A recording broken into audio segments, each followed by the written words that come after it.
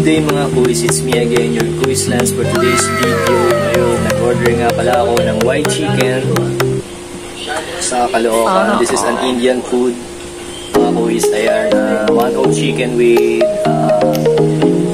biryani rice. So, ayun, may kasama na siyang chili sauce saka garlic sauce. Ayan, inopen ko na. So, hindi ko na napakita sa inyo dahil try na akong tikman siya. So, napakasarap niya mga kuis. Ayan, order na rin kayo sa white chicken na malapit sa inyo.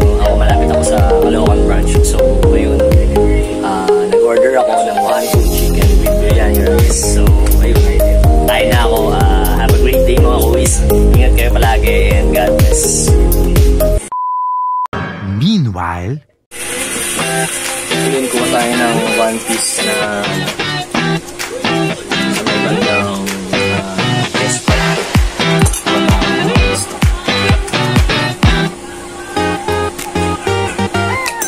ayan, tapos kuha tayo ng biryani rice. Sarap ng biryani rice, solid yung lasa. So bali hindi naman ito yung first time ko na makakain ng biryani rice. Nakakain na rin ako ng biryani rice before bandang Quiapo. So, ayun, kain tayo mga kuis. And kung malapit kayo sa Caloocan branch ng white chicken, drop by kayo tapos mag-order kayo ng mga delicacy nila doon. Lahat yun for Indian food. So, masarap na kayo ng Indian food. Magkakamalan din ako minsan na Bombay. Ayan, so, ayan, kain tayo. nice.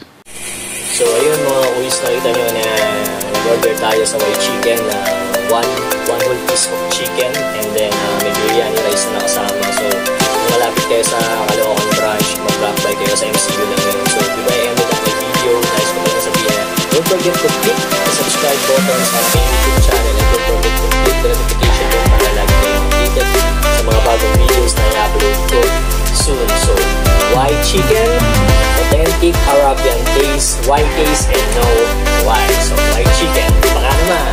So, this is your Kuis Lance, mga kuis. See you soon on my next vlog. God bless us all and ingat po tayong lahat. Peace.